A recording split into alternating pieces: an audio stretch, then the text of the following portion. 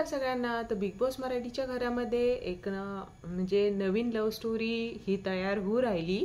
तर ती आहे अरबाज पटेल आणि निकी तंबोळी यांच्यामध्ये। तर जो घनश्याम आहे तर हा जुळवतोय असंच दिसतं आहे, कारण जो चहा बनवायचा आहे तर ती त्याला बोलती अरबाजला की चहा बनवायचा आहे। तर दोघांमध्ये चालू होतं काहीतरी। तर तेवढ्यात घनश्याम जो बोलला तो चहा हा प्रेमापासूनच म्हणजे प्रेमातूनच चाललाय आणि प्रेमाचा चहा उतू चाललाय असं काहीतरी तो बोलतोय। तर बघायला गेलं तर अरबाज आणि जो घनश्याम आहे हे दोघं जण मित्र होताना दिसतात ते चांगले।